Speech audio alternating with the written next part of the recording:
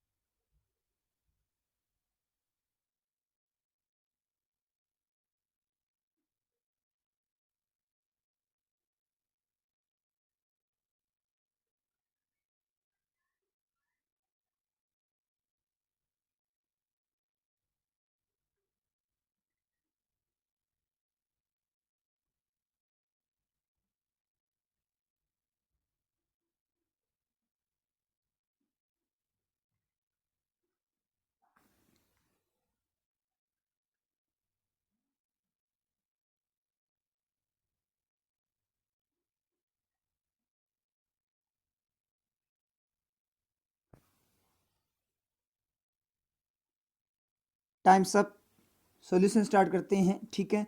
तो क्या दिया गया है यहाँ पे आपको, सेंटेंस दिए गए हैं 2 स्टेटमेंट, एक फर्स्ट और सेकंड, 2 स्टेटमेंट आपको दिए गए हैं। और उनमें क्या है, इस सेंटेंस में क्या है, 2 ब्लैंक्स दिए गए हैं। तो आपको क्या करना, वर्ड्स फिट करना है। मतलब ये जो वर्ड्स आपके, जैसे मान लीजिए ए ऑप्शन वाले की बात करें तो ये आपका फर्स्ट वर्ड वो फर्स्ट ब्लैंक में आना चाहिए और सेकंड वर्ड आपका सेकंड ब्लैंक में आना चाहिए।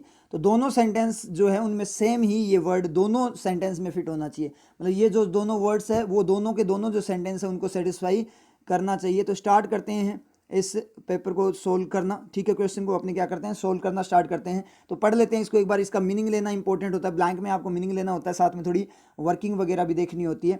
The government has over RS 35,000 मतलब 35,000 करोड़, 35,000 करोड़ उसकी बात कर रहे हैं। इन सेस का मतलब कर, टैक्स की फॉर्म में। तो गवर्नमेंट हैज़, अब हैज़ है इसका मतलब या तो उसके पास में ओवर 35,000 से करोड़ से भी ज़्यादा कुछ है। तो शुरू करते हैं टेकन। टेकन का मतलब क्या होगा, हैज़ टेकन, गवर्नमेंट ले चुकी है 35,000 से भी ज़्यादा करोड़ रुपए, 35,000 करोड़ से भी ज़्यादा रुपए टैक्स की फॉर्म में ले चुकी है, बिल्कुल सही है। विड्रॉन का मतलब विड्रॉ किया है, विड्रॉ का मतलब भी लेना होता है किसी से, विड्रॉ किया है, बिल्कुल सही है। उसके बाद कलेक्टेड, कलेक्ट किया है टैक्स की फॉर्म में, ये भी आपका क्या है, बिल्कुल सही है।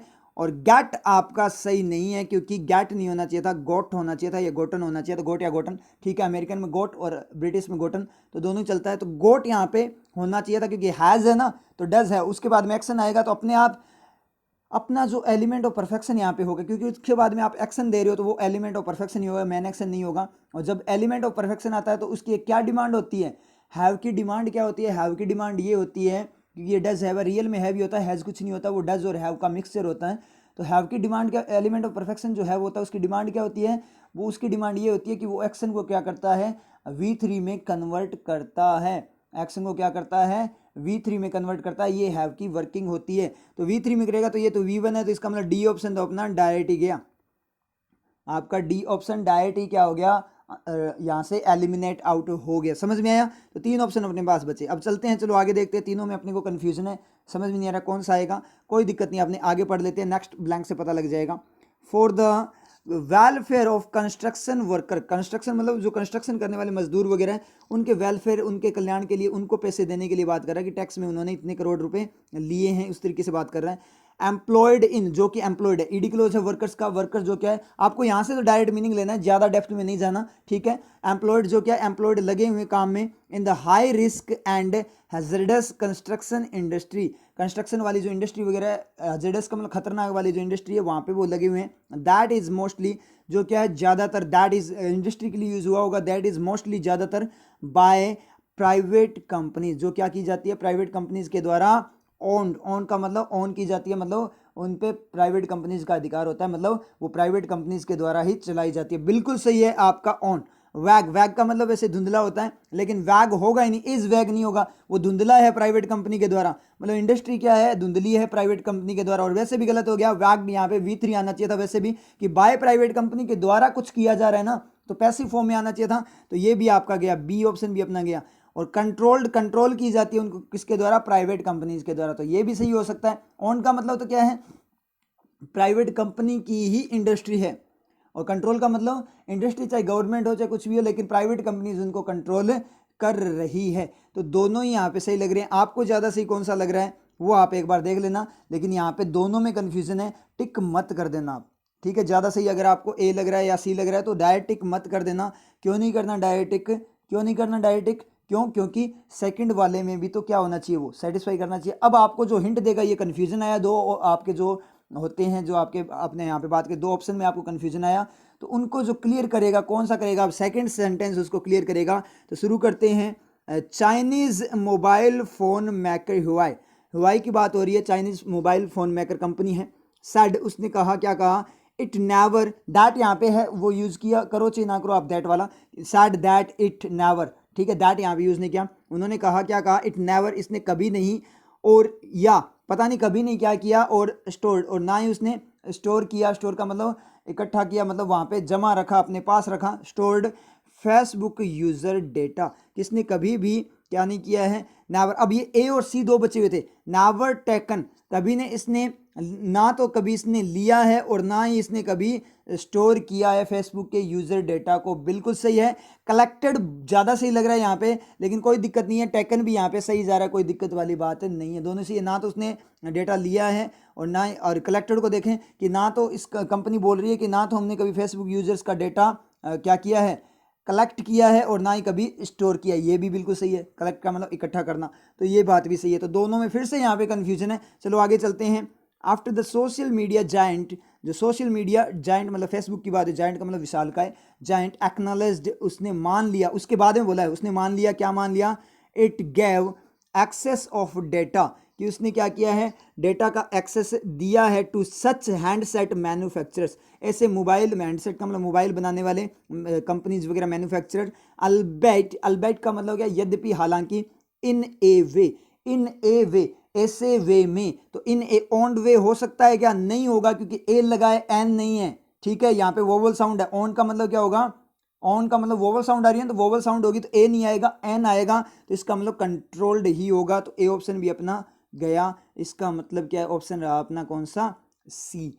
समझ में आई चीज, समझ में आया?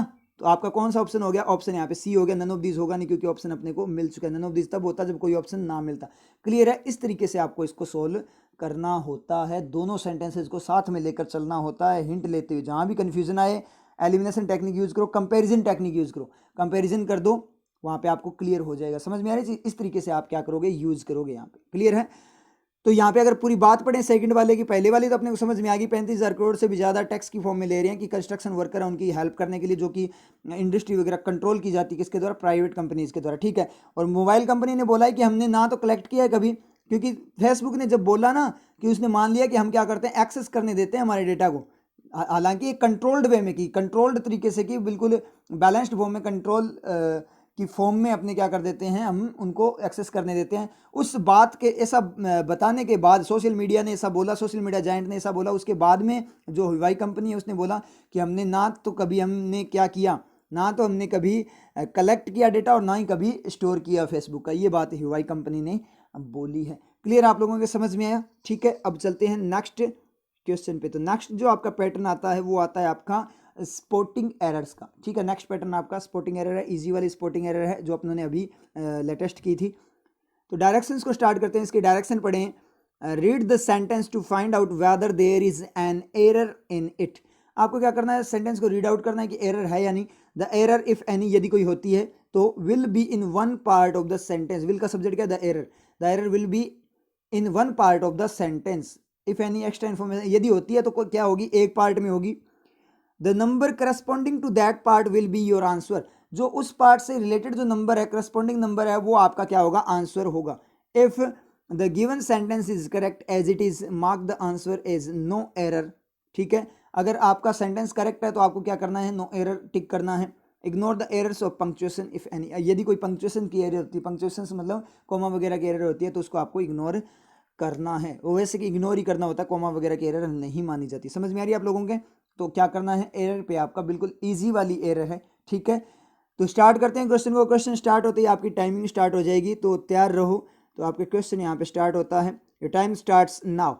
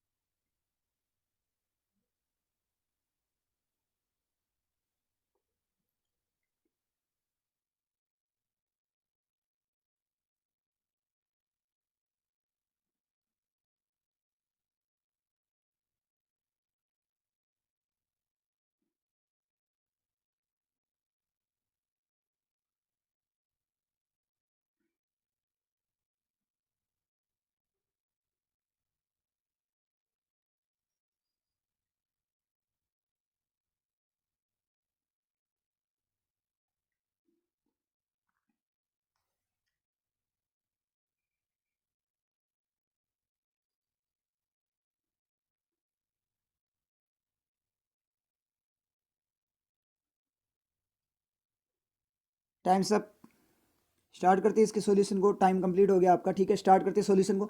देखो एरर के लिए क्या करना होता है, एरर के लिए क्या मेथड रहता है, स्कैनिंग टेक्निक रहेगी। बिल्कुल हर एलिमेंट को आपको चेक करना है, तो कोई चांस ही नहीं बचेगा एरर गलत होने का, ठीक है। एरर आपको फाइंड आउट हो जाएगी वहां पे। हर एक एलिमेंट की आपको स्कैनिंग करनी है और माइंड में क्या करनी है, पिक्चर बनाते हुए दिखना चाहिए आपको माइंड के अंदर की चल क्या रहा है। शुरू करते हैं दो, दो का मतलब हालांकि कॉन्ट्रारी देगा तो सही है, नहीं तो गलत है। मतलब एक और सेंटेंस आएगा उसके साथ ये क्या देगा, कॉन्ट्रारी, बिल्कुल अपोजिट बात करेगा। बिल्कुल से ये देख लेंगे, पूरा सेंटेंस पढ़ने के बाद ही पता लगेगा। दीज स्कीम्स, क्या बात हो रही है, हालांकि दीज स्कीम्स, ये जो योजना या स्कीम्स है, हैव किसके लिए यूज हुआ है, हैव किसके लिए यूज हुआ, दीज स्कीम्स के लिए, प्लूरल है, कोई दिक्कत नहीं है। प्रूव्ड, हैव के बाद में क्या है V3, हैव क्या करता है, कन्वर्ट कर देता है V3 में, हैव प्रूव्ड, तो यहाँ तक कोई एरर नहीं है, ये स्कीम्स प्रूव कर चुकी है। टू क्या करने के लिए, मतलब आगे की बात बता रहे हैं, टू बी कनेक्शन की फॉर्म में मॉडल है, टू बी होने के लिए एक्सट्रीमली, बहुत ज़्यादा मात्रा में इफेक्टिव, बहुत ज़्यादा मात्रा में इफेक्टिव, प्रभावकारी होने के लिए।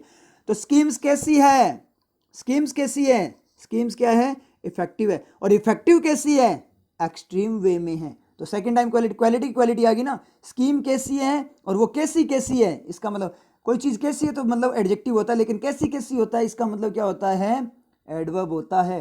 क्वालिटी ऑफ क्वालिटी, समझ में, कोई चीज़ कैसी है एडजेक्टिव, वो कैसी है एडवर्ब, वो कैसी है एडवर्ब, और वो कैसी है, वो ऐसी वैसी है, ये सारी की सारी जो चीज़ें हैं वो सारी की सारी क्या होती है, आपकी एडवर्ब होती है। मतलब क्वालिटी की क्वालिटी बताए तो आपकी एडवर्ब होती है, सेकंड टाइम क्वालिटी हो तो भी आपकी, मतलब सेकंड टाइम क्वालिटी नहीं, क्वालिटी की क्वालिटी आपकी क्या होती है, एडवर्ब होती है, और एक्शन की क्वालिटी भी क्या होती है, एडवर्ब होती है। क्लियर है, तो ये एडवर्ब भी सही है। तो मतलब क्या है, हालांकि ये जो आपकी स्कीम से योजनाएं प्रूव कर चुकी है खुद को, क्या होना प्रूव कर चुकी है, इफेक्टिव, प्रभावकारी होना ही प्रूव कर चुकी है। प्रूव ही क्या किया है, इफेक्टिव होना, तो इसलिए मॉडल आएगा कनेक्शन का।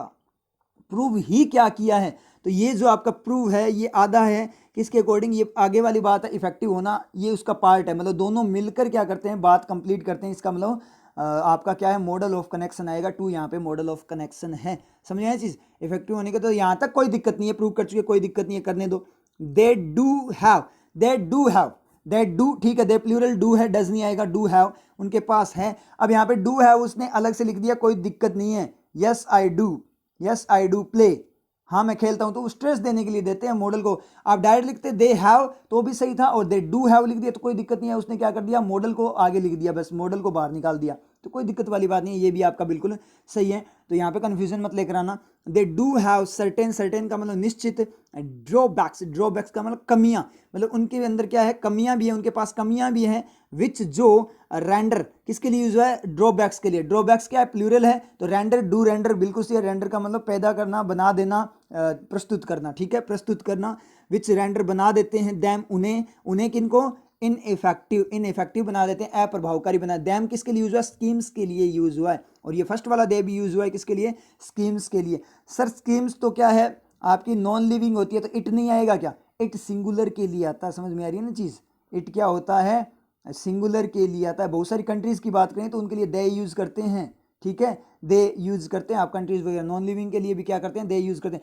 प्लूरल चाहे इट का हो चाहे ही सी का हो, दे ही होता है। प्लूरल क्या होता है आपका, दे होता है, लिविंग नॉन लिविंग कुछ नहीं होता, समझ में आ रही है ना चीज। दे ही प्लूरल होता है, हर चीज के लिए क्या यूज होता है, दे यूज करते हैं अपने, ठीक है, मतलब प्लूरल के लिए। और इट होता है वो क्या होता है, सिंगुलर के लिए होता है। ये चीज आपको आई थिंक पता होगी, समझ में आ रही है चीज, ये चीज आपको पता है। कंट्रीज के लिए जब अपने यूज करते हैं ना, they are coming together, many countries की बात हो रही है, तो दे यूज होता है, ठीक है, समझ में आ रही है। यहाँ पे मतलब नॉन लिविंग के लिए अपने यहाँ पे यूज करें। जैसे अपने बात करें, बहुत सारे चेयर्स की बात करें, तो they are made of woods, वो मतलब क्या है, लकड़ी से बनी हुई है, समझ में, they are made of wood, ये बात अपने बोलते हैं। क्लियर आप लोगों के, तो दे यहाँ पे सही है। तो यहाँ पे कोई दिक्कत है क्या, यहाँ तक तो कोई दिक्कत मुझे लगी नहीं, क्योंकि विच यूज हुआ ड्रॉबैक्स के लिए, जो कि क्या प्लूरल है, तो रेंडर क्या होगा, डू रेंडर हो जाएगा, बिल्कुल सही है। रेंडर्स होता तो गलत होता, तो मुझे तो कोई एरर लगी नहीं। पूरी दो को ये सेटिस्फाई कर रहा है कि ये देख लेते हैं अपने, कॉन्ट्रेरी को दे रहा है कि मीनिंग की फॉर्म में, तो वहाँ एरर आ जाएगी दो वाले में अगर होगा तो।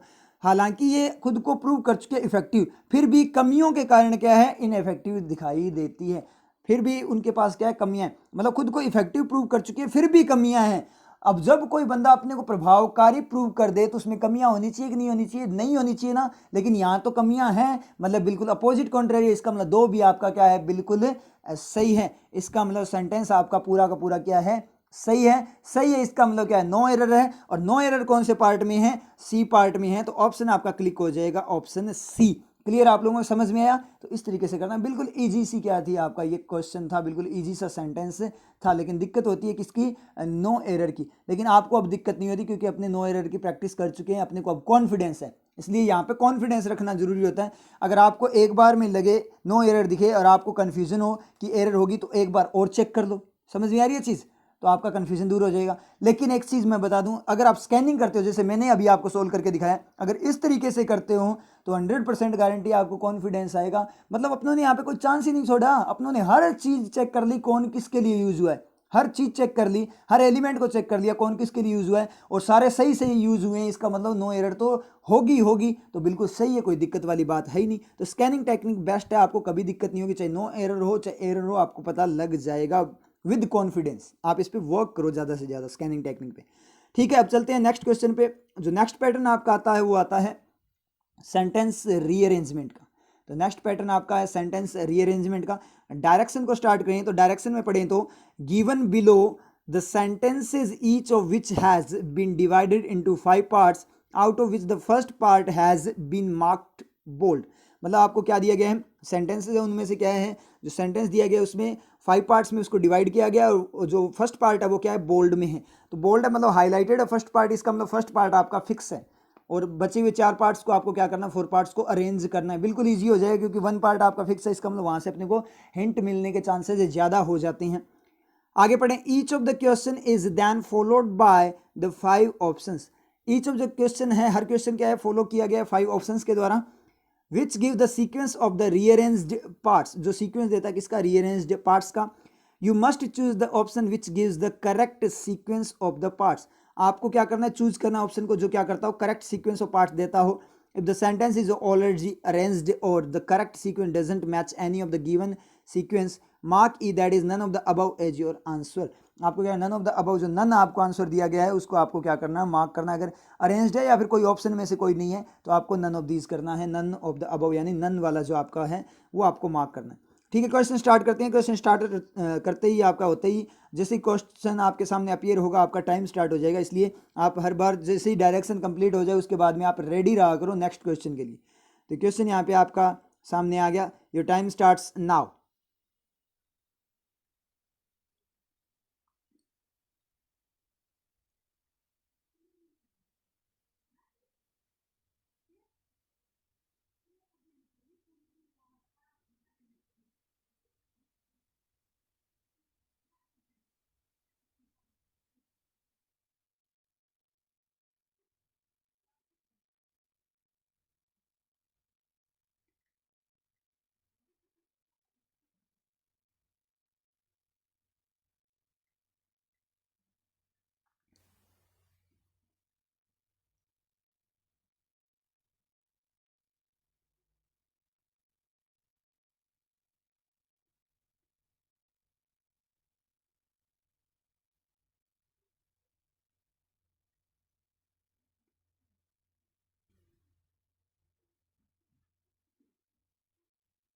Times up.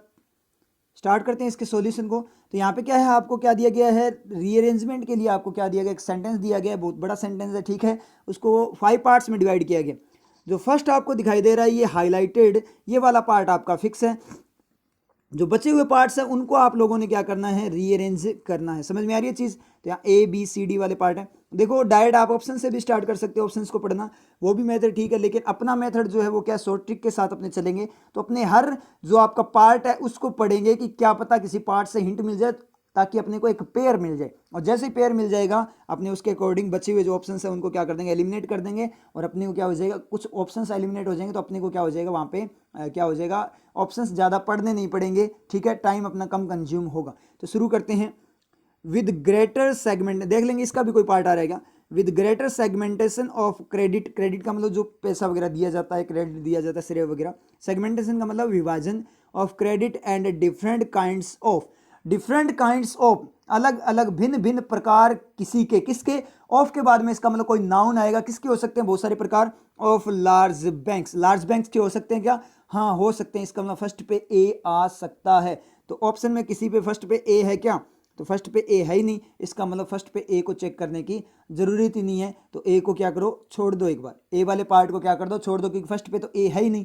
तो ठीक है, इसको अभी चेक करने की जरूरत नहीं है ऑप्शन के अकॉर्डिंग। नन ऑफ दीज में हो सकता है अरेंज्ड ऑलरेडी, तो नन ऑफ वाला जो नन वाला ऑप्शन है 5 वो हो सकता है, वो बात बाद की है, पहले अपने को ऑप्शन चेक करने हैं। बी को पढ़ते हैं। डिफरेंट काइंड्स ऑफ, यहीं से पढ़ना, आप यहीं से हिंट लेना है। कि जो आपका फर्स्ट हाईलाइटेड है उसके बाद में कौन सा आ सकता है, मतलब फर्स्ट कौन सा आ सकता है आपका, मतलब इनमें फर्स्ट कौन सा आ सकता है। वैसे वो सेकंड होगा सेंटेंस के अकॉर्डिंग, क्योंकि ऑलरेडी फर्स्ट यहाँ पे फिक्स कर रखा है।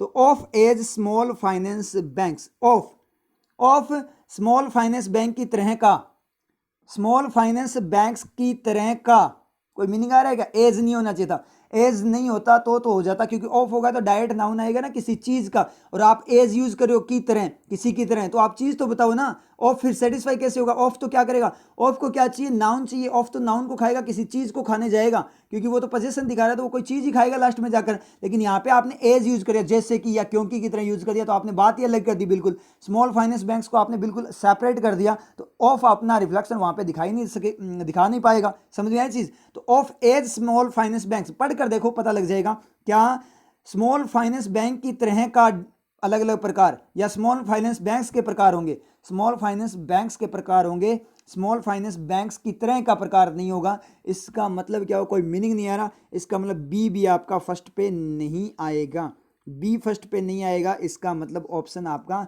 सी गया। कौन सा ऑप्शन गया? सी ऑप्शन आपका यहाँ से एलिमिनेट हो गया। समझ में आ रही चीज? एक मेथड और भी, आप लास्ट वाले भी चेक कर सकते हो, ठीक है, कि लास्ट में सब में क्या ए दे रखे हैं, एक में सी दे रखा है, तो ए को देखेंगे तो हो सकता है कि large banks that can lend to large companies, जो क्या कर सकते हैं, लार्ज बड़े बैंक जो लैंड उधार दे सकते हैं बड़ी कंपनीज को। हाँ, ये लास्ट हो सकता है, क्योंकि लार्ज बैंक पीछे से सेटिस्फाई हो तो किसी से, अगर ये आगे के सेटिस्फाई नहीं कर पाएगा, आगे तो नहीं जा पाएगा, क्योंकि आगे इसलिए नहीं जा पाएगा लार्ज, क्योंकि ये आपका लास्ट वैसे हो सकता है, आगे सेंटेंस तो नहीं मिलेगा, लेकिन पीछे से उसको क्या रिफ्लेक्शन मिलकर सेटिस्फाई हो सकता है, मतलब सेंटेंस का रिमेनिंग पार्ट ये आपका हो सकता है। बिल्कुल सही है। उसके बाद में हमने बात करें तो सी लास्ट में हो सकता है क्या? The small borrowers India can do with a few मोर, जिनके साथ स्मॉल बोरोवर की बात हो रही है, India can do with, India कर सकता है डू विद ए, किसके साथ कर सकता है? ए फ्यू मोर, एक फ्यू कुछ और क्या, कुछ और कोई ना कोई चीज़ होगी कुछ और। इसका मतलब क्या? सी आपका लास्ट नहीं होगा, तो सी भी लास्ट नहीं होगा, तो वो तो पहले ही एलिमिनेट हो गया। अब आप जल्दी जल्दी पढ़ो, इसको पढ़ लेते हैं आगे। तो ये वाला सेकंड वाला अपने पढ़ लेते हैं बी को, कि अब अपने इसके पार्ट ढूंढते हैं, पार्ट ढूंढना स्टार्ट करते हैं। तो बी को अपने देख लिया था ना, सी को देखते हैं। बैंक्स कैटरिंग, कैटरिंग का मतलब प्रबंधन करना, देना किसी को कोई चीज़। कैटरिंग, वैसे कैटरिंग खाना वगैरह का प्रबंध करना होता है, उसको बोलते हैं। Catering to different customer classes such. अब सी का पार्ट ढूंढते हैं। सच मतलब क्या बोल रहा है? ये एग्जांपल देगा कि डिफरेंट कस्टमर क्लासेस की बात कर रहा है वो, मतलब बैंक्स की बात कर रहा है जो क्या कर रहे हैं, डिफरेंट कस्टमर क्लासेस को क्या कर रहे हैं, कैटर कर रहे हैं, उनको क्या कर रहे हैं, उनका मैनेजमेंट कर रहे हैं, उनको लोन वगैरह दे रहे हैं, उनकी बात कर रहे हैं। सच जैसे कि सच लार्ज बैंक्स, ऐसे लार्ज बैंक्स जो क्या कर सकते हैं, मतलब बोल रहा है कि बैंक्स क्या करें, कस्टमर क्लासेस को क्या करें, कैटर कर रही हैं, ऐसे लार्ज बड़े बैंक्स। चलो कोई ना, सारे देख लेते हैं कौन सा सबसे ज्यादा सूट कर रहा है। सच एज बिल्कुल सही है। सच एज एग्जांपल दिया है। स्मॉल फाइनेंस बैंक्स मतलब क्या हुआ? बैंक्स को बता रहा है। ये तो आपका गलत हो गया, क्योंकि बैंक्स क्या कर रहे हैं, डिफरेंट कस्टमर क्लासेस को क्या कर रहे हैं, कैटरिंग कर रहे हैं। तो या तो ये सच एज एग्जांपल होगा क्लासेस, कस्टमर क्लासेस का, तो कस्टमर क्लासेस तो लार्ज बैंक हो नहीं सकती। और जो अपने बात करें बैंक्स का, लार्ज बैंक्स क्लासेस हो सकती है, दैट कैन लैंड, जो लैंड कर सकती है, तो ये अलग बात ले गया। और यहाँ पे अगर अपने बी को देखें तो क्या बोला, बैंक्स जो क्या कर रहे हैं, डिफरेंट कस्टमर क्लासेस को क्या कर रहे हैं, कैटर कर रहे हैं। सच एज जैसे कि स्मॉल फाइनेंस बैंक हो गए, रीजनल बैंक्स हो गए, मतलब आपको एग्जांपल दे रहे हैं, उदाहरण दे रहे हैं कौन से बैंक्स का, जो कैटर करने वाले बैंक्स हैं। रीजनल बैंक्स हो गए, एनबीएफसी हो गए, नॉन बैंकिंग फाइनेंशियल कंपनीज मतलब एनबीएफसी हो गए, ठीक है, फिनटेक हो गए, जो सर्व करते हुए। ये तो आगे मतलब बी भी आपका लास्ट नहीं होगा, लेकिन बी किसी में लास्ट नहीं है। इसका मतलब क्या निकला, सी का पार्ट अपने को मिल गया। सी का पार्ट क्या है, बी है। सी के बाद क्या आएगा, बी आएगा, क्योंकि डायरेक्ट एग्जांपल दिया है। क्या बैंक्स क्या करें, catering to different customer classes, जैसे कि such as small finance banks, regional banks, ठीक है, non banking financial companies, fintech, उनकी बात कर रहा है। मतलब बैंक्स कैटर कर रहे हैं डिफरेंट कस्टमर क्लासेस को। कस्टमर क्लासेस कौन से हो गए, तो ये बैंक के ही कस्टमर हो गए ना, small finance bank, regional bank, इनको बैंक उधार दे रहे हैं। बिल्कुल सही है, बिल्कुल सही जा रहे हैं। डिफरेंट कस्टमर क्लासेस की बात हुई है कि डिफरेंट कस्टमर क्लासेस कौन कौन सी है, तो different customer classes large banks तो होंगे नहीं, क्योंकि बैंक लार्ज बैंक को क्या देंगे, बड़े बैंक तो खुद उधार देंगे ना। तो इसका मतलब क्या निकला, यहाँ पे बात है कि बैंक्स क्या करें, कैटर कर रहे हैं, उनकी मैनेजमेंट कर रहे हैं। कैटरिंग का मतलब मैनेजमेंट कर रहा है अलग अलग कस्टमर क्लासेस, जैसे कि कौन सी customer class, small finance bank हो गया, रीजनल बैंक्स हो गए, मतलब कस्टमर, बैंकों के कस्टमर कौन है, ये कस्टमर ही है, क्योंकि ये बैंकों से क्या लेते हैं, लोन लेते हैं। तो बिल्कुल सही है, आपका सी बी होगा। तो सी बी कौन से ऑप्शन में है, बी ऑप्शन में है। तो इसका मतलब ए ऑप्शन भी गया, डी ऑप्शन भी गया, नन ऑफ दीज है, नन वाला है, इसलिए अपने को एक बार सी बी डी ए को साथ में पढ़ना पड़ेगा। तो सी बी डी ए को पढ़ लेते हैं, सी बी डी ए को यहाँ पे पढ़ना स्टार्ट करते हैं। क्या होगा, स्टार्ट से स्टार्ट करेंगे। With greater segmentation of credit and different kinds of banks, मतलब ये आपका क्रेडिट भी क्या है, एडजेक्टिव है किसका, बैंक्स का, मतलब क्रेडिट बैंक्स और डिफरेंट काइंड्स ऑफ बैंक्स, ऐसे बात कर रहे हैं। तो मतलब ग्रेटर विभाजन, बहुत बड़े विभाजन के साथ, कौन सा विभाजन, इन बैंक्स के विभाजन के साथ, क्रेडिट और डिफरेंट काइंड्स ऑफ बैंक्स हैं उनके विभाजन के साथ, बैंक्स कौन से बैंक्स का विभाजन, जो catering to different customer classes, जो अलग अलग कस्टमर क्लासेज को क्या कर रहे हैं, कैटर कर रहे हैं, उनका मैनेजमेंट कर रहे हैं। जैसे कि कस्टमर क्लासेज, जैसे कि small finance banks, regional banks, non banking financial companies and fintech, serving CBD, serving जो कि सर्व कर रहे हैं, मतलब फिनटेक वगैरह, regional banks, finance, small finance bank, serving the small borrowers, जो सर्व कर रहे हैं किसको, स्मॉल, छोटे जो कर्जदार है उनको। ठीक है, India can do with a few more large banks that can lend to large companies, India कर सकता है, उनके साथ भी कर सकता है। मतलब क्या हुआ, बहुत बड़े विभाजन के साथ, बैंकों के बहुत बड़े विभाजन के साथ बैंक्स जो क्या करें, इन बैंकों को कर्जा दे रहे हैं, स्मॉल फाइनेंस बैंक वगैरह को। स्मॉल फाइनेंस बैंक वगैरह कौन से, जो सेवा कर रहे हैं किसकी, छोटे जो कर्जदार हैं। ठीक है, जो छोटे कर्जदार की सेवा कर रहे हैं, small finance bank, regional banks वगैरह, उन डिफरेंट कस्टमर क्लासेस को कैटर करने वाले जो बैंक्स का सेगमेंटस विभाजन है, उस विभाजन के साथ इंडिया और भी क्या कर सकता है, इंडिया कर सकता है कुछ और बड़े बैंकों के साथ, जो बड़ी कंपनीज को क्या दे दे, कर्जा दे दे। बिल्कुल सही बात बोली है इसने। तो CBDA अपना क्या है, करेक्ट कॉम्बिनेशन यहाँ पे हो जाएगा। आई थिंक आप लोगों को क्लियर है, समझ में आया। बहुत शानदार वाली लैंग्वेज थी इसकी, बहुत शानदार वाला ये पैटर्न था आपका। पैटर्न तो अपने को आता ही है सेंटेंस रीअरेंजमेंट का, लेकिन बहुत शानदार वाला अपने बात करें तो क्वेश्चन था, मतलब थोड़ा सा ट्रिकी क्वेश्चन था। तो कोई दिक्कत नहीं है, जब आपकी वर्किंग क्लियर, आपका सेंस क्लियर है, तो आपको कोई दिक्कत नहीं है, कितना ही लेवल का आ जाए। डायरेक्ट आप ऑप्शन से चलोगे तो थोड़ी दिक्कत देता है यहाँ पे, क्योंकि हो सकता है सारे आपको एक दूसरे के साथ क्या करते, मर्ज कर दे। तो शॉर्ट ट्रिक को साथ में खेलते चला करो, आपको शॉर्ट ट्रिक को यूज करना चाहिए साथ साथ। वर्किंग आपकी क्लियर है तो कितना ही लेवल का क्वेश्चन हो, इसकी लैंग्वेज थोड़ी सी लेवल की थी, कोई दिक्कत वाली बात नहीं। अगर वर्किंग क्लियर, वर्किंग के साथ चलोगे तो आपके आंसर आ जाएंगे, मतलब आपके क्वेश्चन सही जाएगा, आपको कोई दिक्कत नहीं। अगर आपकी वर्किंग क्लियर है तो इंग्लिश की वर्किंग पे ज़्यादा से ज़्यादा फोकस करो और खुद में कॉन्फिडेंस रखो, कोई दिक्कत वाली बात नहीं, खुद में कॉन्फिडेंस रखा करो। क्योंकि मैं भी जब सोल्व करता हूँ तो क्या करता हूँ, साथ साथ ही सोल्व करता हूँ। अगर मुझे सॉल्यूशन इसका पहले से रटा हुआ होता तो मैं डायरेक्ट ही बता देता ना, आपको स्पीड में देता, इसका पार्ट ये आएगा, इसका पार्ट ये आएगा। लेकिन मैंने यहाँ पे कितनी गड़बड़ की थी देखो। तो ये मैं इस तरीके से क्यों करता हूँ, मैं एज ए स्टूडेंट ही करता हूँ, कि आपको अगर मैं एज ए टीचर आपको ऐसे बता दूं कि इस तरीके से हो जाए, डायरेक्ट सॉल्यूशन दे दूं, तो आप कभी नहीं सीख पाओगे। तो मैं किस तरीके से करता हूं, मैं ऐसे करता हूं जैसे एग्जाम में मैं खुद ही बैठा हूं और मेरे सामने फर्स्ट टाइम वो क्वेश्चन आया है, ताकि आपको पता लगे कि जब एग्जाम में अपनी करते हैं तो कैसे हैंडल। इसीलिए इंग्लिश में इंप्रूवमेंट आता है। अगर आप लोगों में इंप्रूवमेंट आया तो उसका रीज़न यही होगा कि अपने क्या करते हैं, एक साथ मिलकर चलते हैं। मैं स्टूडेंट लेवल पर आकर आपको समझाता हूं, तो वो एक रीज़न है क्या होने का, इंग्लिश बनने का। अगर आप में इंप्रूवमेंट आया तो इसी तरीके से चलना है। क्योंकि मैं चला यहाँ पे और कितने कन्फ्यूजन है, कभी किसी का पार्ट मिल रहा था, कभी मैंने जो आपका सच एज वाला है उसको क्या कर दिया, बैंक का क्या समझ लिया, एग्जाम्पल समझ लिया, फिर कस्टमर का समझ लिया। कैसे पता लगा कस्टमर का, कि बाद में पता लगा कि बैंक उधार दे रहे हैं, तो उधार दे रहे हैं तो बैंक तो इन स्मॉल फाइनेंस कंपनीज को, बैंक्स को दे देंगे। और उसके साथ उसने बोला है किस बात के साथ, बड़ी कंपनीज को भी दे सकते हैं। तो यहाँ पे छोटी कंपनीज की बात हुई है, डिफरेंट कस्टमर क्लासेस, तो बड़ी कंपनीज को भी तो आप लोन दे सकते हो, इस तरीके से बात हुई है। तो यहाँ पे कस्टमर बेस जो बोला गया, कस्टमर क्लासेस इन जो आपकी NBFC वगैरह, स्मॉल फाइनेंस बैंक और रीजनल बैंक्स, इनकी बात यहाँ पे हुई थी।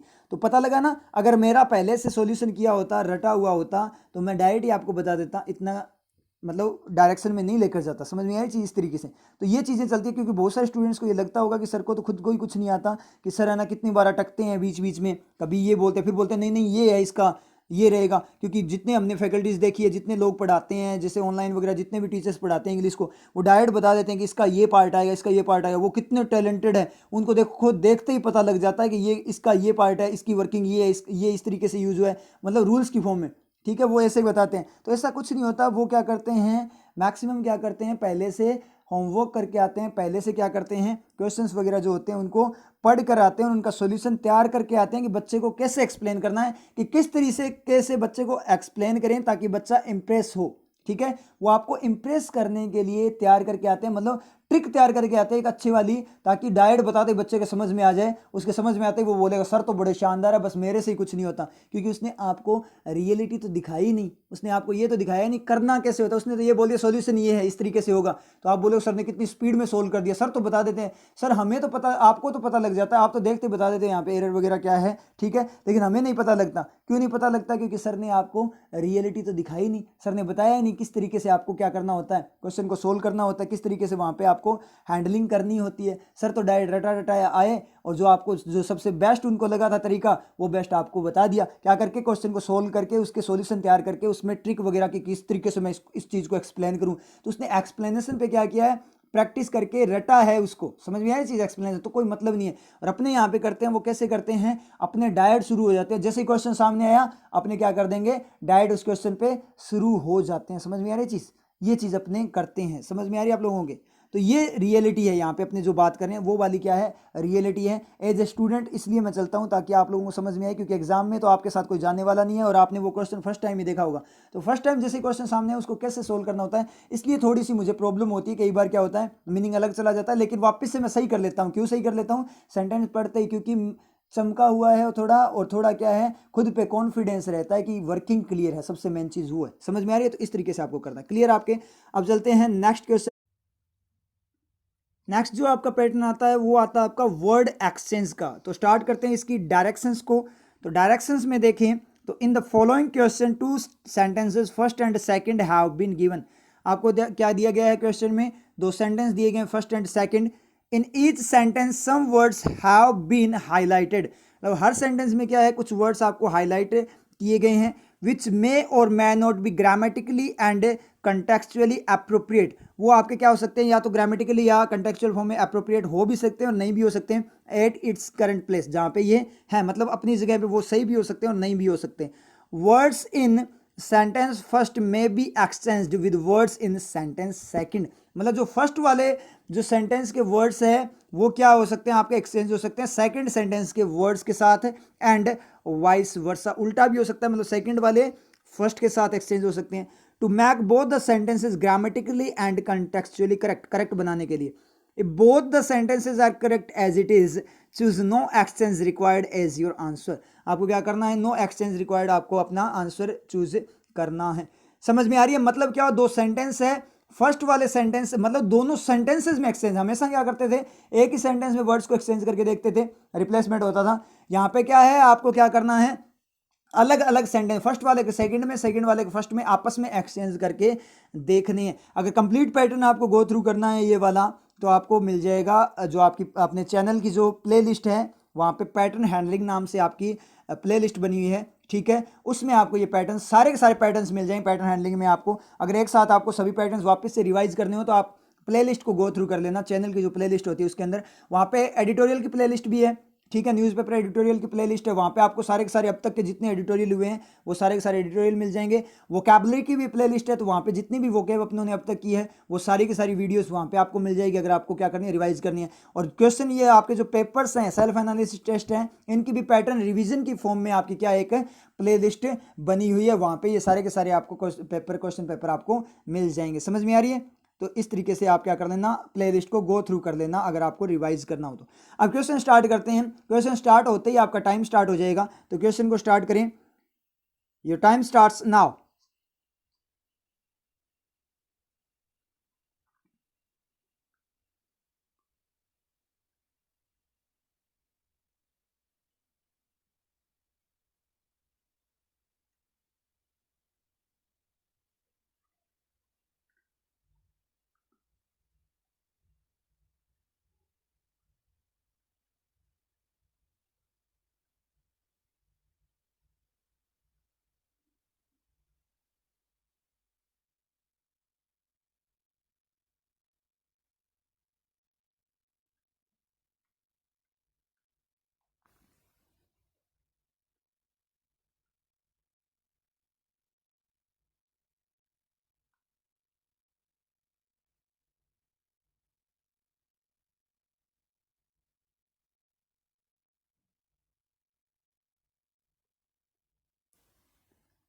टाइम्स अप, स्टार्ट करते हैं सॉल्यूशन को। करना क्या है ये आपको पता ही है, अपने पैटर्न कर चुके हैं ये वाला, ठीक है। तो क्या होगा यहाँ पे एक बार मैं बता दूं आपको, जो अपने बात करें एक सेंटेंस फर्स्ट सेकंड, दो सेंटेंसेस दिए गए हैं आपको और इनमें वर्ड्स हाईलाइटेड ABC फर्स्ट में दिए गए हैं, DEF आपको सेकंड में दिए गए हैं। आपको आपस में एक्सचेंज करना है, जैसे BD का हो गया, B और D को एक्सचेंज कर दिया, C और F को एक्सचेंज कर दिया, ठीक है। इस तरीके से आपको आपस में एक्सचेंज करना है। तो स्टार्ट करते हैं यहाँ से, जिस भी सेंटेंस से इंट मिलेगा वहीं से स्टार्ट करते हैं। पहले वाला सेंटेंस पढ़ते हैं। द पेरेंट्स वर, जो पेरेंट्स थे, वर माता पिता, वर एक्टिव अभिभावक, एक्टिव थे इसका मतलब सक्रिय थे, एक्टिव थे। इन कैंपेनिंग, क्या करने में, अभियान चलाने में, अगेंस्ट खिलाफ, किसके खिलाफ, कट्स जो है कटौती, कट्स यहाँ पे डज कट भी होता है और कट्स आपका प्लूरल वैसे नाउन में भी फॉर्म में भी होता है। कट्स का मतलब कटौती। टू द एजुकेशन बजट, किसकी तरफ है, एजुकेशन बजट की तरफ जो कटौती हुई है, उसके एजुकेशन का जो बजट होता है उसकी तरफ जो उसकी जो कटौती है, उसमें जो कटौती हुई है उसके खिलाफ कैंपेन चलाने में वो क्या थे, एक्टिव, मतलब उन्होंने कैंपेन वगैरह चलाया, अभियान वगैरह चलाया। तो यहाँ तो मुझे कोई दिक्कत लगी नहीं, मतलब फर्स्ट वाला आपको सेंटेंस बिल्कुल सही जा रहा है, ठीक है। नेक्स्ट वाले में बात करें, इंस्टेड ऑफ प्रोसीडिंग मतलब कार्यवाही करने के बजाय, ठीक है। एट हिज नॉर्मल ब्रिस्क का मीनिंग होता है तेज चलना, ठीक है, बहुत ज़्यादा तेज।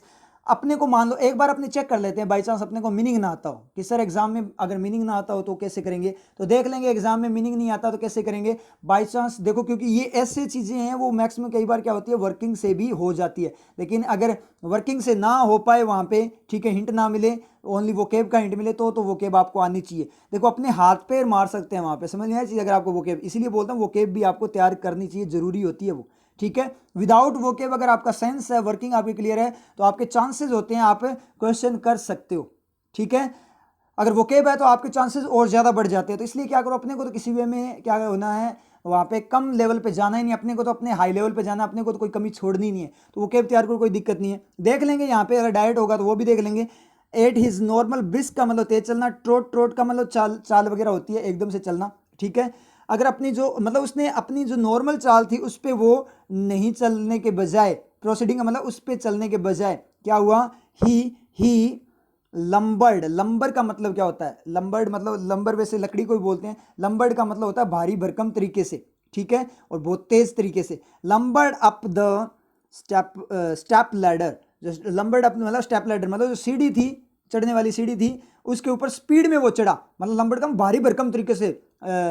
पिक्चर बनाकर देखो, कैसे बताऊं मैं आपको, पिक्चर बनाकर देखो।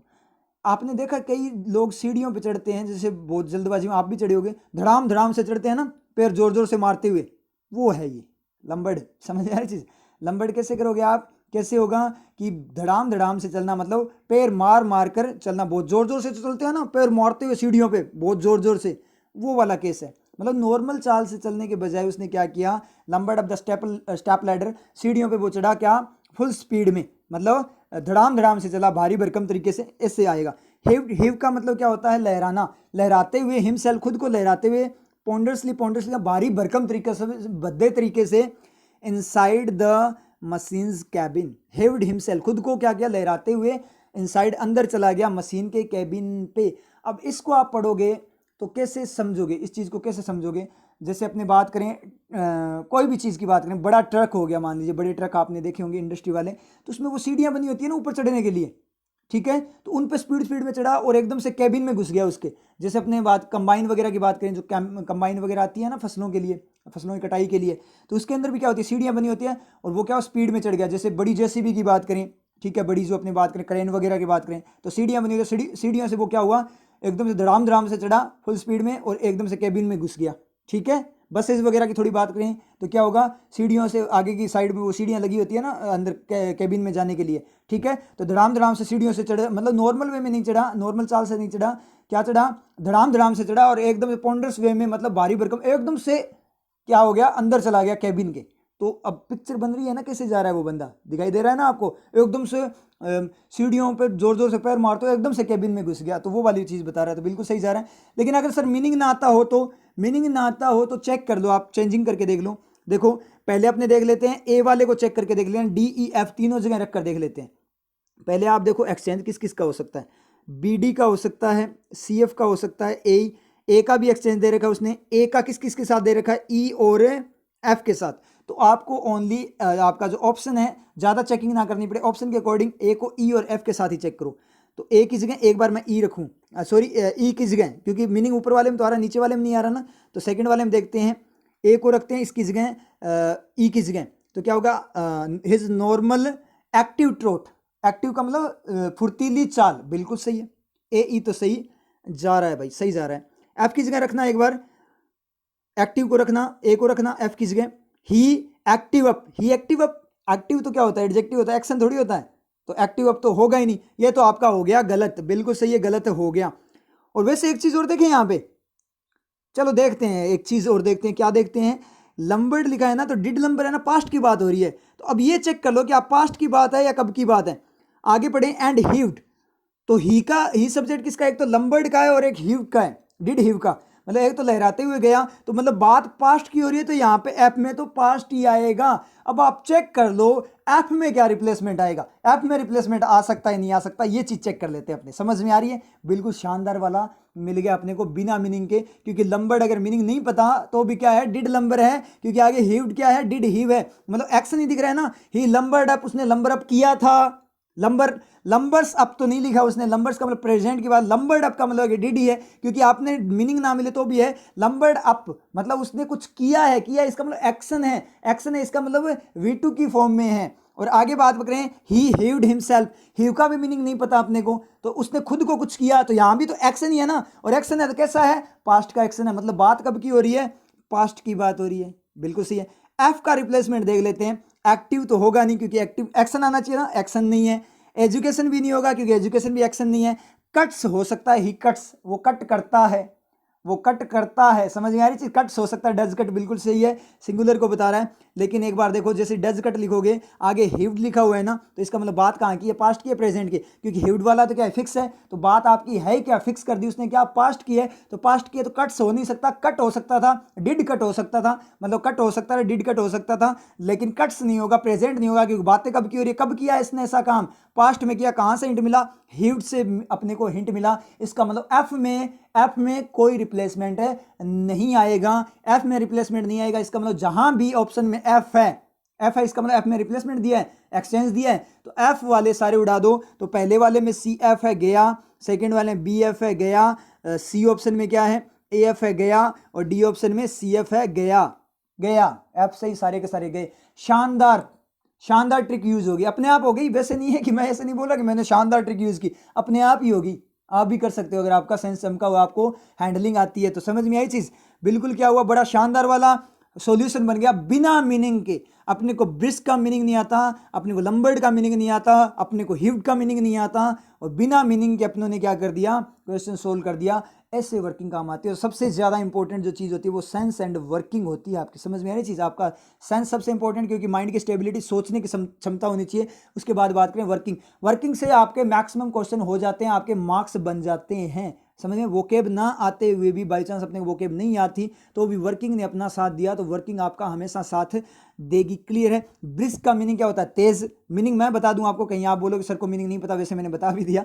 लंबर का मीनिंग भारी भरकम तरीके से चलना, ठीक है, लकड़ी को भी बोलते हैं। हेव का मतलब लहराते हुए किसी चीज में घुस जाना, उस तरीके से यहाँ पे बात हुई है। तो क्या रहेगा, नो एक्सचेंज रिक्वायर्ड, यहाँ पे आपका ऑप्शन रहेगा नो एक्सचेंज रिक्वायर्ड। क्लियर आप लोगों के समझ में आया, दोनों सेंटेंस मैंने आपको समझा दिए, बात कैसी पिक्चर बनाकर बता दिया, ठीक है। तो ये अपनी बात हो गई। अब चलते हैं अपने नेक्स्ट क्वेश्चन, बड़ा शानदार क्वेश्चन था, ठीक है, चलते हैं। अब मुझे ये बता देना कितने स्टूडेंट्स का ये क्वेश्चन सही था, कितने स्टूडेंट्स का ये क्वेश्चन सही था, क्योंकि मुझे लगता है इस क्वेश्चन पेपर का सबसे शानदार वाला क्वेश्चन है ये, ठीक है। ईमानदारी से बताना, बेईमानी मत करना, पाप लगेगा, ठीक है। ईमानदारी से बताना, गलत है तो गलत, सही है तो सही है। लास्ट में आपको मार्क्स बताने हैं कमेंट सेक्शन में, ठीक है। तो स्टार्ट करते हैं नेक्स्ट पैटर्न को। नेक्स्ट पैटर्न आता है आपका मैच द कॉलम्स वाला। Next pattern match the columns का है, ठीक है। डायरेक्शंस को स्टार्ट करें इसकी, तो क्या है, इन दिस क्वेश्चन, इस क्वेश्चन में 2 columns first and second and 3 sentences are given.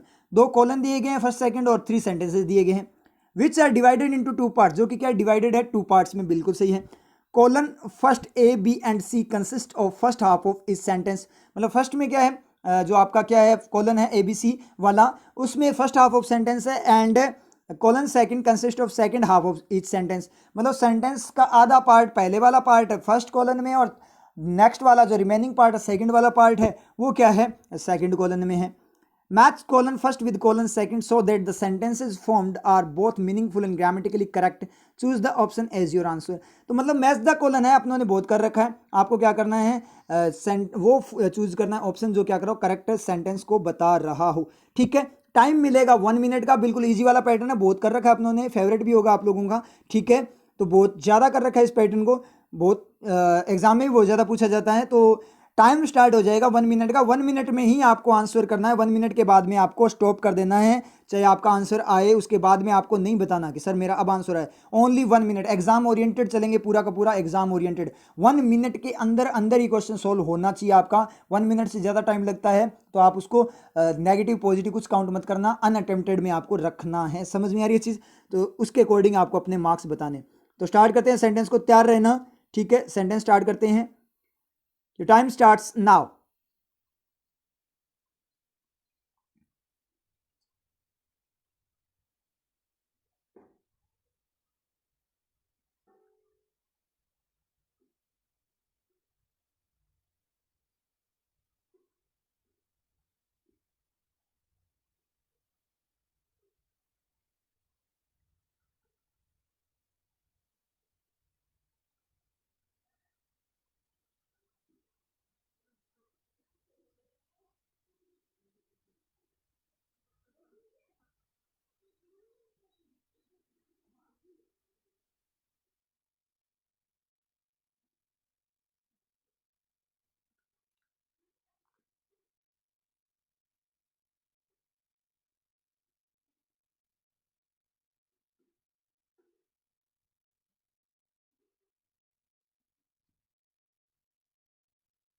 Times up. Start करते हैं इसके सॉल्यूशन को। क्या दिया गया है, कॉलन वाला है, क्या है आपका, फर्स्ट कॉलन में ए बी सी 3 सेंटेंस और सेकंड कॉलन में D E F 3 sentence, 3 sentences दिए गए हैं। अब आपको करना क्या है, आपको ऑप्शंस के अकॉर्डिंग चलते हैं ना, इसके अंदर ऑप्शन के अकॉर्डिंग आपको अरेंजमेंट करना है। तो सबसे पहले एक बार अपने देख लेते हैं, जो सबसे ज़्यादा ऑप्शन है उसको चेक कर लेते हैं। ऑप्शन में जो सबसे ज़्यादा उसको चेक करते हैं। देखो इसमें बी डी सी एफ है, सेकेंड वाले में ए ई सी एफ बी डी है, सी वाले में बी डी है, डी में सी एफ है और ई में बी डी है। तो बी डी सबसे ज़्यादा है, तो अपने शॉर्ट ट्रिक यूज़ करते हैं, क्या करते हैं, बी डी को चेक करते हैं। सबसे ज़्यादा क्या है, बी डी है आपका। ठीक है, तो बी डी को ही अपने क्या कर लेते हैं, चेक कर लेते हैं। हिंट मिल जाएगा अपने को, अगर गलत हुआ तो सारे ऑप्शन चले जाएंगे, अगर सही हुआ तो फिर आगे चेक कर लेंगे। मतलब एक ट्रिक खेल रहे हैं, क्या पता गलत हो जाए, क्या पता अपना टाइम कंज्यूम ना हो ज़्यादा, मतलब फर्स्ट वाला देखते ही अपना क्या हो जाए, क्वेश्चन हो जाए, टाइम बच जाए। देख लेते हैं, बी डी को चेक कर लेते हैं, नहीं तो चेक तो करना ही पड़ेगा, बाद में ही करना पड़ेगा। तो बी डी को चेक करते हैं। He was one of, B और डी को, he was one of the world's foremost, वो क्या था, वन एक था, वर्ल्ड्स फॉरमोस्ट दुनिया के फॉरमोस्ट सर्वश्रेष्ठ scholar of ancient Indian culture, ancient प्राचीन भारतीय संस्कृति के स्कॉलर का मतलब विद्वान की बात कर रहा है, गलत हो गया। He is one of world's foremost, मतलब वो एक था, किन में से, उन विद्वानों में से एक। तो मुझे बताओ, स्कॉलर का मतलब दुनिया का जो सब सर्वश्रेष्ठ विद्वान है उसमें से एक था। एक विद्वान में से एक को निकाल सकते हो क्या, वो बंदा एक था, विद्वानों में से एक था, समझे, उन विद्वानों का एक था। एक विद्वान का एक हो सकता है क्या, एक विद्वान में से एक विद्वान को निकाल सकते हो क्या, जब वो है ही खुद ही विद्वान है सबसे बड़ा, तो एक क्यों बोल रहे हो आप, एक विद्वान था, विद्वानों में से एक विद्वान था, तो विद्वानों में से एक विद्वान होगा, विद्वान में से विद्वान नहीं होगा, इसका मतलब स्कॉलर नहीं होगा, क्या आएगा, स्कॉलर्स आएगा। समझ में आया चीज, क्या आएगा, स्कॉलर्स आएगा, प्लूरल आएगा, वन ऑफ स्कॉलर्स, स्कॉलर्स में से एक। बी डी गलत, तो बी डी गलत, तो क्या हुआ, ए गलत, बी गलत, सी गलत, ई गलत, डी हो गया टिक, डी ऑप्शन अपना क्या हो गया, यहाँ पे क्लिक हो गया। समझ में आया, बिल्कुल भी टाइम नहीं लगा, बिल्कुल भी टाइम नहीं लगा, मैक्सिमम 20 सेकेंड, 10 सेकेंड या मैक्सिमम 20 सेकेंड में अपना क्वेश्चन हो चुका है। और अदर लोग क्या कर रहे हैं, ऑप्शन के साथ चले जा रहे हैं। ठीक है, सबको चेक करते हुए जा रहे हैं, बीडी को चेक किया, फिर गलत हो गया तो पहले वाले को गलत कर दिया, फिर सीएफ को चेक कर लिया, नेक्स्ट में ए को चेक किया, सीएफ को चेक किया, फिर बीडी को देखा कि अच्छा बीडी है, तो बीडी तो गलत ही था, फिर वापस से गलत कर दिया। और कई क्या करते हैं, दोबारा ही चेक कर लेते हैं। कई महानात्मा ऐसी होती है, क्या कर लेती है, दोबारा से ही उनको चेक कर लेती है। समझ में आ रही है चीज़, मतलब उनका कुछ ज़्यादा ही चमका होता है, थोड़ा टेढ़ा चमका होता है। अगर किसी का ऐसे चमका हुआ है तो थोड़ा सा अपना बुझा लो, ठीक है, कि दोबारा चेक कर लेते हैं। तो थोड़ा क्या करो, दिमाग का भी यूज किया करो। तो हो गया अपना क्वेश्चन, तो हो गया एग्जाम। सॉल्यूशन देखना है तो भाई देख लो, CF ही चेक करना है। और क्यों चेक करना है, CF को चेक करो। The people at the tax department, जो लोग हैं कहाँ पे, नन ऑफ दीज नहीं है इसलिए टिक हो गया, नन ऑफ दीज होता तो चेक करते एग्जाम के अंदर, लेकिन यहाँ तो अपने सॉल्यूशन कर रहे हैं। लोग जो कहाँ पे, टैक्स डिपार्टमेंट पे, वहाँ लोकेशन बताइए, एट द टैक्स डिपार्टमेंट, वहाँ पे काम करने वाले वर वो क्या थे, वेरी ऑफिशियस। ऑफिशियस का मतलब ऐसा पर्सन जो अपना ओपिनियन दे, ऑफिशियल फॉर्म में बात करें, मतलब खुद को ज़्यादा प्रोफेशनल माने, ठीक है, मतलब किसी बात पे राय देता रहे जानबूझ कर ही, कि ऐसा कर, लोगों को बोले आपको ऐसा करना चाहिए, ऐसा नहीं करना चाहिए, या फिर परेशान करने वाले बोल सकते हो यहाँ पे। एंड और क्या है, वेरी ऑफिशियस थे, परेशान करने वाले थे, और क्या थे, और कैप्ट एवरीवन, और हर किसी को उन्होंने क्या करा, रखा, वेटिंग फॉर्म में रखा, 4 आवर्स, घंटों के लिए, वाइल, जबकि दे चेक्ड देयर पेपर्स, जबकि उन्होंने क्या किए, उनके पेपर्स, जो डॉक्यूमेंट, दस्तावेज है, वो चेक किए। कोई दिक्कत है क्या? एंड का रिफ्लेक्शन कहाँ से जाएगा, आपका एंड का रिफ्लेक्शन वर्ड से पहले जाएगा।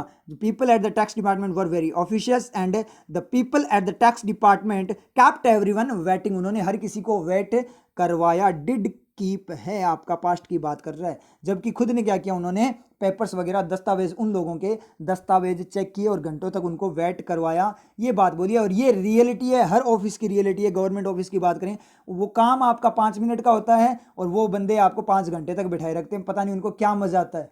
अकेले नहीं रह सकते क्या? ठीक है, सोचने वाली बात है। अकेले रहा नहीं जाता क्या? भीड़ अच्छी लगती है क्या? आप लोगों को परेशान करने में मजे आते हैं क्या? 5 मिनट में कर दो। एक बार उसकी जगह खुद को रख कर देखो, एक बार उसकी जगह खुद को रख, जो कस्टमर आया है, मैं अपने स्टूडेंट्स को बोलूँगा, क्योंकि अब जो अपना टाइम चेंज हो गया, तो यहाँ पे बैंक वाले भी आ रहे हैं, वैसे भी वीडियो देखते हैं जो बैंक में काम कर रहे हैं अपने स्टूडेंट, उनको यही चीज़ बोलूँगा, कभी भी आपके पास कोई कस्टमर आए, उसको इमरजेंसी हो, ठीक है, तो कभी भी इस टाइप का काम आप लोग मत करना, क्योंकि अपने को इस दुनिया को, इस देश को क्या करना है, अपने को सुधारना है। क्योंकि अपने ही जब स्टार्ट करेंगे तभी सुधरेगा, क्योंकि अपने को ही पहल करनी पड़ेगी। समझ में आए? कोई भी कस्टमर आए तो उनको कभी परेशान मत करो। एक बार आप क्या किया करो, जो कस्टमर आया है उसकी जगह अपने मम्मी पापा को रख लिया करो, खुद को रख लिया करो, बहुत बड़ी बात है। लेकिन उससे ज़्यादा बड़ी बात है, अपने मदर फादर को, उनको, मम्मी पापा को आप अपने रख लिया करो, कि अगर मेरे मम्मी पापा ऐसे आए होते किसी बैंक में और ऐसे ही कोई जो आपका एम्प्लॉय है उनको तंग करता, तो मुझे कैसा फील होता। सोच कर देखना, आप माइंड में सोच कर देखो, बिल्कुल दिल पर लेकर देखो इस बात को, कि उससे आपको कैसा फील होता जब आपके मम्मी पापा को, पापा या मम्मी को कोई इतना तंग करता। मतलब 5 मिनट, आपको पता है, क्योंकि आप बैंक में काम कर रहे हो, आपको पता है कितना टाइम लगेगा उस काम में, ठीक है। होता है कई काम में ज़्यादा टाइम लगता है, कई काम में नहीं लगता, लेकिन जानबूझकर जो एम्प्लॉयज़ होते हैं वो क्या करते हैं, वहाँ पे उनको क्या नहीं करते, अटेंड नहीं करते इतना जल्दी, उनको क्या करते हैं, थोड़ी टाइम के लिए वेटिंग करवा देते हैं। या तो क्या करते हैं, वो मोबाइल में लगे होते हैं, गेम वगैरह खेल रहे होते हैं, या चैटिंग कर रहे होते हैं, या कुछ भी कर रहे हैं, या मूवी देख रहे होते हैं, कुछ भी मान लो। अगर बहुत सारे लोगों की बात करूं, हाँ आप लोग तो नहीं कर रहे होंगे, जो बहुत ज़्यादा टाइम हो गया तो वो ऐसे काम करते हैं, तो ऐसे काम कर रहे हैं, मतलब आप अपने मोबाइल में चैटिंग में बिजी हो, और वो बंदा देखो आपके लिए, मतलब हर बंदे का टाइम कीमती होता है, वो आपके लिए क्या कर रहा है, आपके इस मतलब ऐसी हरकत के कारण, नॉनसेंस चीज़ के कारण क्या कर रहा है वो बंदा, वहाँ पे क्या कर रहा है, उसका टाइम खराब हो रहा है। तो एक बार अपने मम्मी पापा को वहाँ पे रख कर देख लेना, कभी भी ऐसी गड़बड़ नहीं करोगे, और एक अच्छा इंसान बनना है आप लोगों को। अब आप जॉब में आ चुके हो, जॉब में आ चुके हो, आप लोग बैंकिंग सेक्टर में आ चुके हो, जो कि क्या है, कोर है, किसी भी कंट्री का कोर होता है, ठीक है, इकोनॉमी डिपेंड होती है उस पर पूरी की पूरी। तो आपको ऐसा काम शोभा नहीं देता, और मेरे स्टूडेंट्स को तो खास करके ये काम शोभा देता ही नहीं है, तो ऐसा काम आप लोगों को करना ही नहीं है। तो क्लियर हो गया, यहाँ पे CF अपना सही था। अगर आपको चेक करना है तो ए को चेक कर लो, करना चाहते हो तो कर लो, क्योंकि ए यहाँ पे दे रखा है ना उसने। The company has made a valiant effort, company ने क्या किया है, एक वैलियंट एफर्ट बनाया है, बना चुकी है। वैलियंट का मतलब क्या हो गया, एक साहस वाला एफर्ट, कोशिश, इन द लास्ट 2 ईयर्स, पिछले 2 सालों में, ठीक है, पिछले 2 सालों में, मतलब अब तक, आज से लेकर पिछले 2 सालों में ऐसा काम किया है कंपनी ने अब तक। तो आप पास्ट मत कर देना सर, 2 सालों की बात हो रही है, 2 ईयर्स, लास्ट 2 ईयर्स की बात हो रही है, तो लास्ट 2 ईयर्स की सर पास्ट आएगा ना, पास्ट की बात हो रही है, पास्ट नहीं आएगा। पिछले 2 साल कौन से हो गए, आज तक नहीं होंगे क्या? आज से लेकर पिछले 2 साल नहीं हो सकते क्या, कि मैंने पिछले 2 सालों से यही काम किया है, मैंने पिछले 2 सालों से ऐसा ही किया है, ऐसा ही रूटीन रखा है, तो आज भी मेरा वही रूटीन है, और पिछले 2 साल तक अब तक कनेक्टेड है, तो हैज़ में कोई दिक्कत नहीं है। Yes to make itself more efficient, खुद को ज़्यादा एफिशिएंट बनाने के लिए। इटसेल्फ मतलब कंपनी खुद को ही क्या करिए, इटसेल्फ मतलब जब तीर छोड़ते हैं और खुद पे तीर लगे तो वहाँ पे रिफ्लेक्सिव आता है। तो मैक कौन कर रहा है, कंपनी बना रही है, और बनाई किसको रही है, खुद को ही कर रही है। तो मैक का तीर कंपनी ने छोड़ा, लगा ही किस पे, कंपनी पे लगा, इसलिए इटसेल्फ आएगा, श्योर आएगा, रिफ्लेक्शन आएगा। समझ में आया चीज़, ज़्यादा एफिशिएंट। तो कोई दिक्कत नहीं, ए ही अपना क्या है, बिल्कुल सही है। लेकिन ए को तो कौन ले डूबा, ए के तो बी डी ले डूबा, क्योंकि उसके साथ क्या है, हर जगह जहाँ पे ए ही है वहाँ पे साथ में क्या है, बी डी आपका श्योर उसके साथ में है। तो बी डी ने उसको खराब करके छोड़ दिया। जैसे आपकी बहुत सारे लोगों की संगति होती है, तो संगति ने खराब कर दिया उसको। इसलिए बोलता हूँ कि जो गलत संगति वाले लोग हैं उनसे दूर रहना चाहिए, गलत लोगों से उनकी संगति नहीं करनी चाहिए। क्योंकि देखो बीडी ने क्या कर दिया, ए को खराब कर दिया। किसने खराब किया, बीडी ने ए को खराब कर दिया। इसलिए बीडी से क्या रहना चाहिए, दूर रहना चाहिए। वो क्या करता है, खराब करती है आप लोगों को, समझ आया चाहिए, नशे से दूर रहना चाहिए। क्लियर है, समझ में आया।